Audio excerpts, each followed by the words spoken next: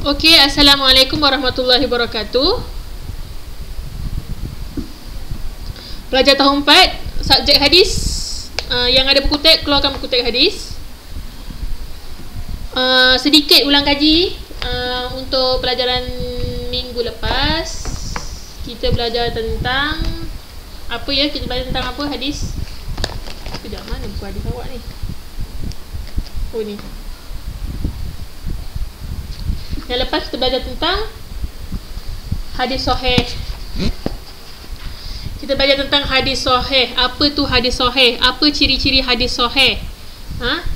Ciri-ciri hadis sahih apa? Ciri-ciri hadis sahih, sanadnya bersambung kepada Rasulullah sallallahu alaihi wasallam. Perawinya dobit.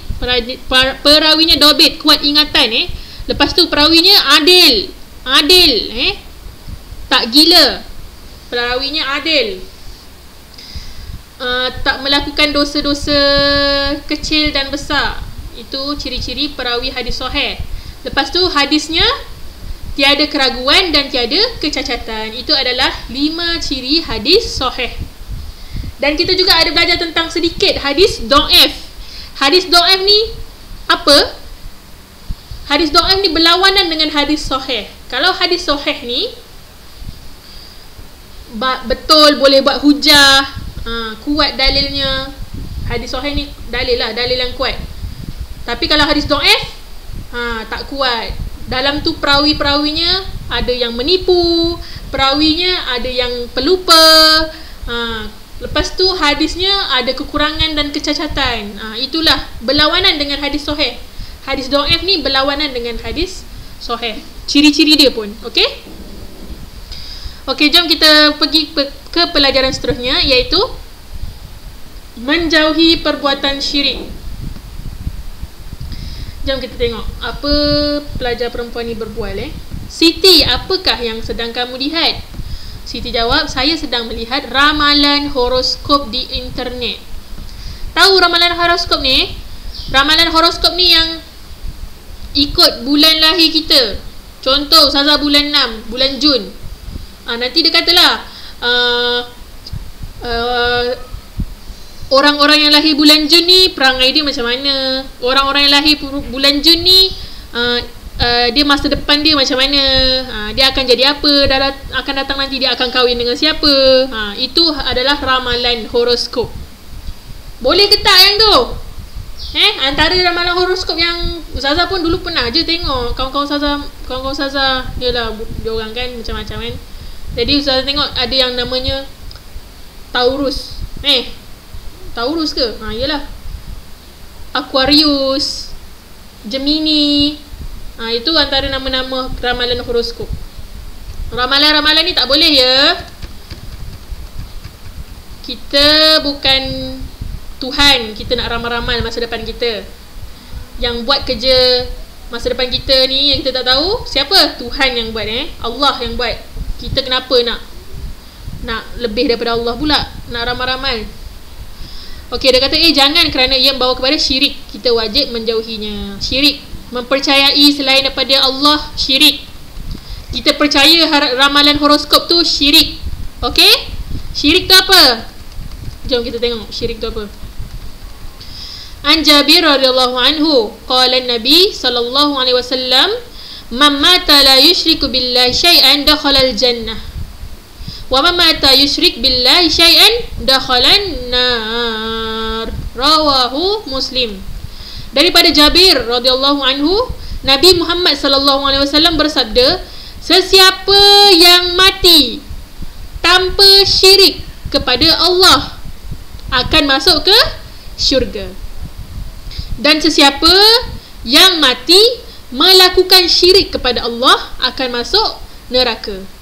Direct masuk neraka. Contoh, siapa? Orang kafir, orang yang tidak Islam, yang non-Muslim.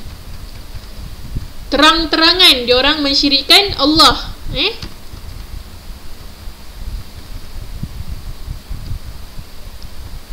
Okey.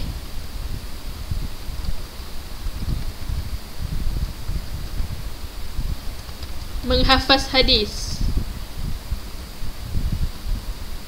Kalau boleh hafaz, hafaz. Mamata apa?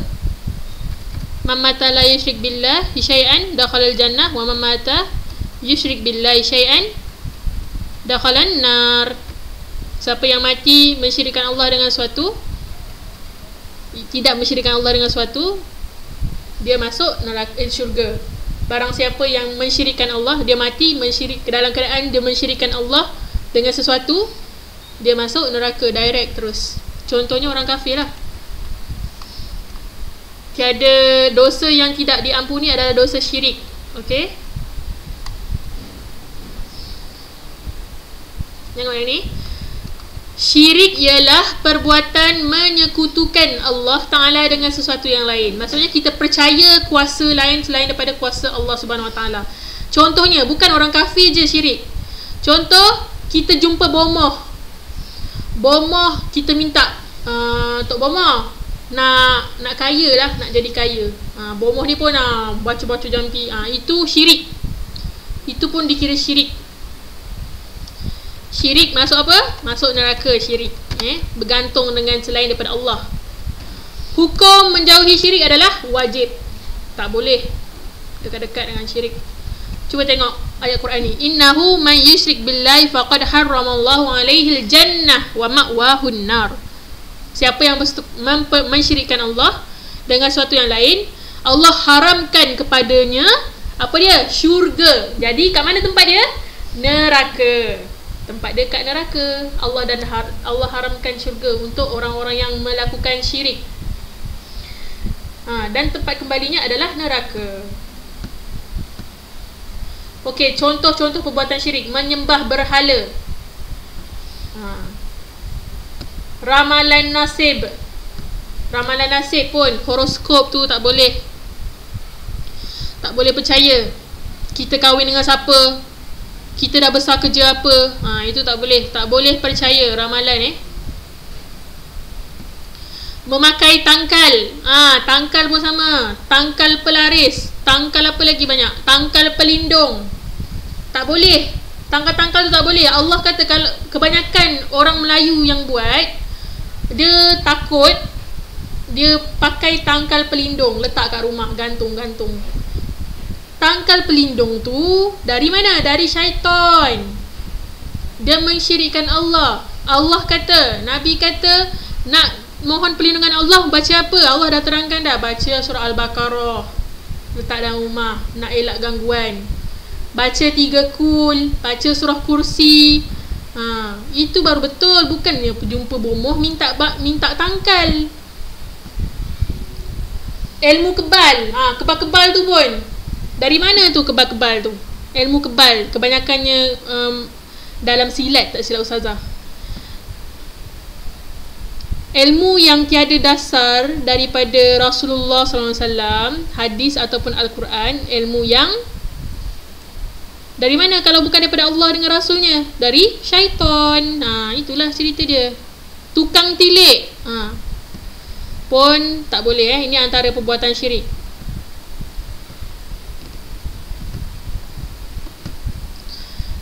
Okey, amalan menghindari syirik. Berzikir, membaca Al-Quran,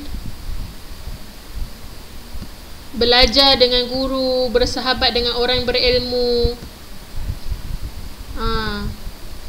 Kawan-kawan pun penting juga. Kawan-kawan kadang dia hasut kita, pergi jumpa tu, pergi jumpa ni, bomoh bagai semua tu.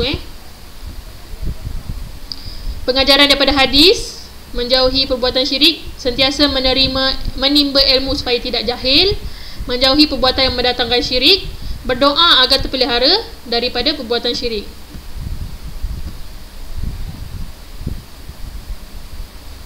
Aku rasa aku lebih layak daripada dia. Mesti orang lihat aku bersuka beribadah. Jom tengok contoh ni. Orang lihat aku bersuka beribadah. Ni dia buat kerana manusia. Itu dikira syirik juga. Syirik dari hati. Hati kita syirik sebab kita buat benda tu bukan kerana Allah. Ini pun dia mengagungkan diri dia sendiri. Yang ni percaya ubat doktor. Dia kata ubat doktor boleh sembuhkan. Bukan yang sembuhkan tu ubat doktor, Allah yang sembuhkan. Seterusnya, turunkan